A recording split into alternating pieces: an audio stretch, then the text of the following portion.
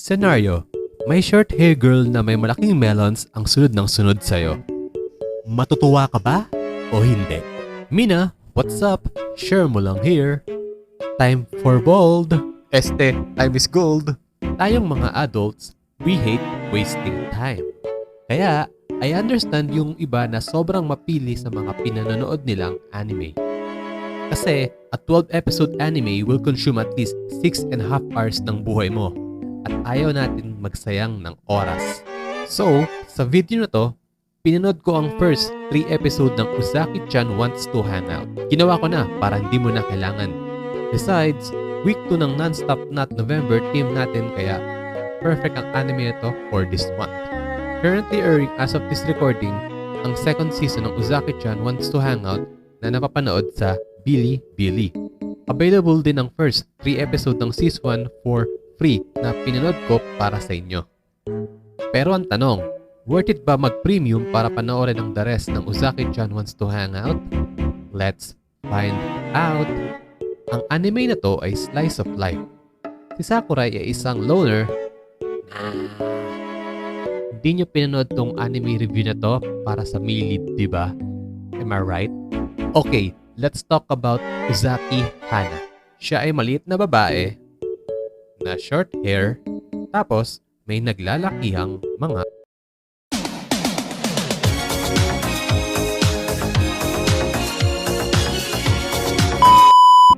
Ang premise ng story is centered sa pagtitrip niya kay Sakurai at sa pag-invade nito sa personal space niya.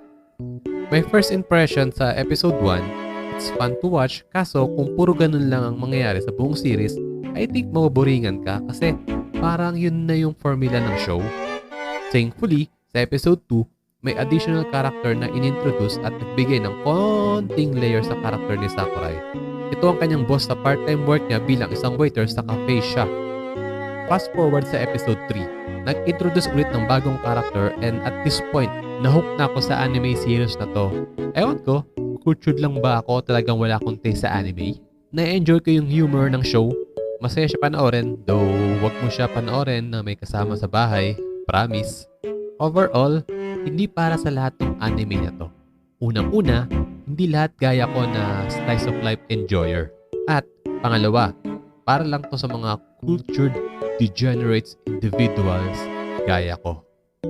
Ang sagot, kung worth it ba mag-premium para sa Uzaki-chan Wants to Hang Out?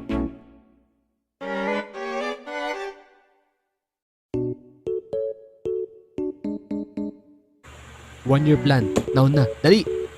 So that's it, Mina. I hope nag-enjoy ka sa video na to. Nahikayat pa kitang panoorin ang Uzaki-chan Wants to Hang Out or napload mo na to noong 2020 pa.